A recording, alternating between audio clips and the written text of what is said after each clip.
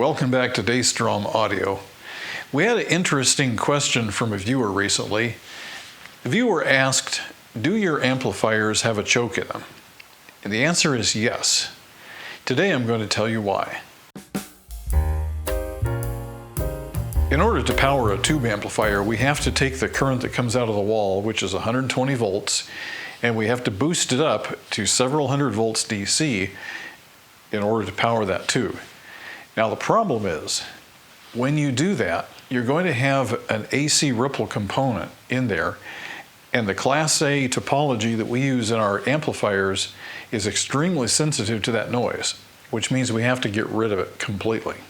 The power supplies in Daystrom amplifiers use what's known as a pi filter. The pi filter consists of three components: a capacitor, an inductor, and another capacitor. These components are laid out in the shape of the Greek symbol pi, and that's why we call it a pi filter. But let's take a closer look at it for a minute. The first component we come to is a 60 microfarad capacitor. 60 microfarads is not very much. And if you look at a solid state amplifier, they tend to have very large capacitors there on the order of hundreds, if not thousands of microfarads.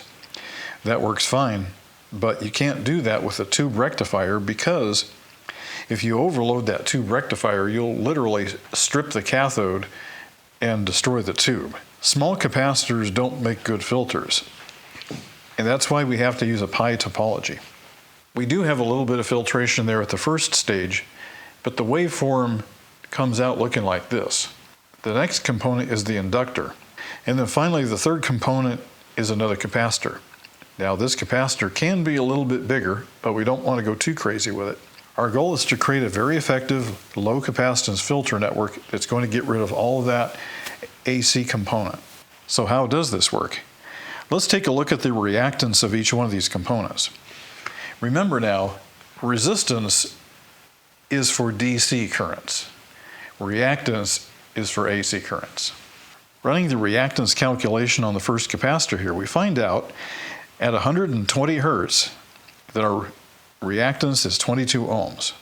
Now let's look at the inductive reactance of the first inductor, the only inductor, and we come up with 4.5 kilo ohms. That's 4,500 ohms. And doing the same calculation on the second capacitor, we come up with 13 ohms. We know that electricity seeks the path of least resistance. Let's take a look at the AC equivalent of that circuit. These are voltage dividers, which are forcing a lot of that AC current down to ground. Now let's take a look at the DC equivalent. In a theoretically perfect environment, the DC would see nothing but a wire. And that's exactly what we want. We want the DC to pass.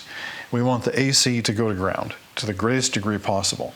What I've just described to you is a low-pass pi filter, and they are very effective at getting rid of AC hum on tube amplifiers.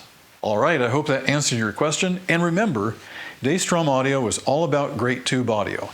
This is the EconoBlock 1, which is available in kit form or in fully assembled form. Check out our website at www.daystromaudio.com.